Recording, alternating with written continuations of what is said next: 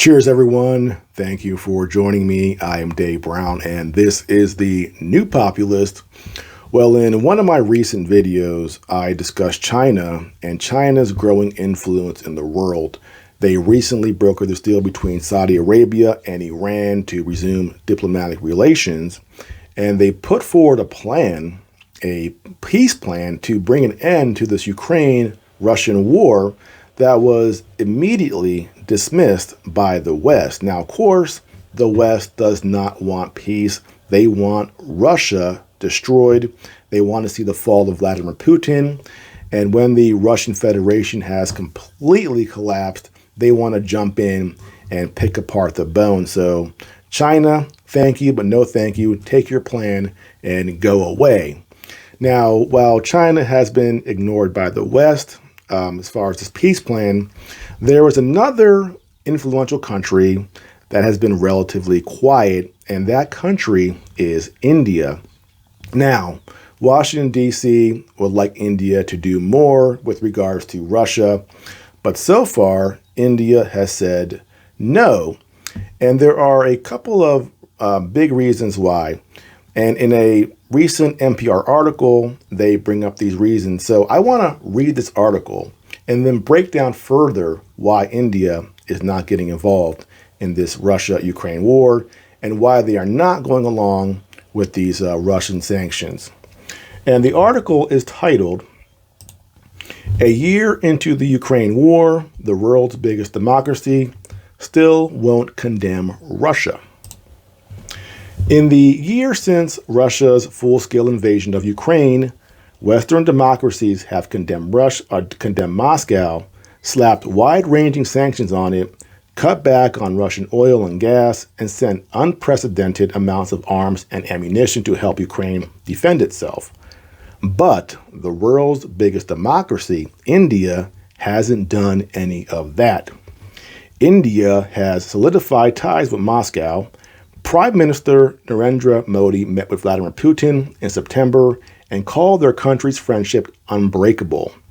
He did tell the Russian president, "It's not a time for war," but a year on, Modi still refuses to assign blame for the violence and has voiced more concern over the spike in global food and fuel prices triggered by the war.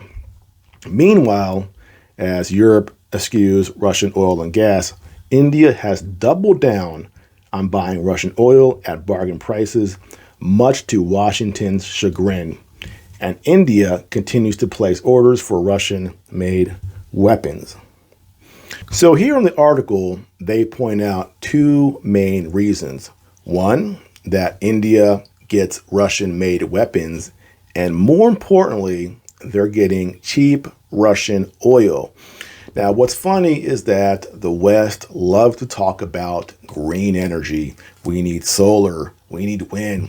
We need to get away from these evil fossil fuels that is destroying the planet. Yet, when you look at GDP and you look at oil consumption, there is a direct relationship.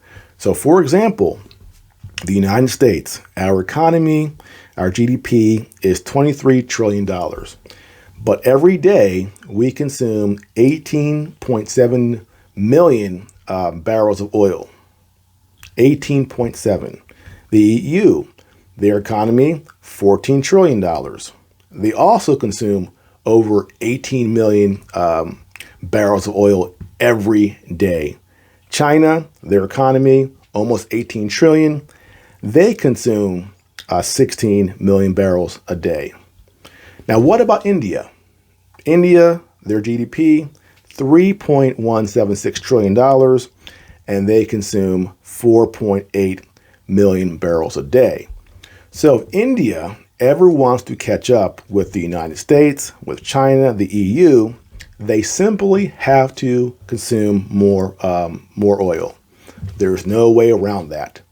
And India has depending on your source, the 21st, the 23rd, the 26th largest oil reserves, which honestly isn't that much compared to the size of their country, their population, and where they want their economy to go as far as their GDP. So they need oil, they don't have it. And Russia is the second biggest oil exporter after Saudi Arabia. Now, for us in the West who have tons of oil, who have a developed economy, we can afford to some extent play this game with Russia as far as their sanctions, especially the United States.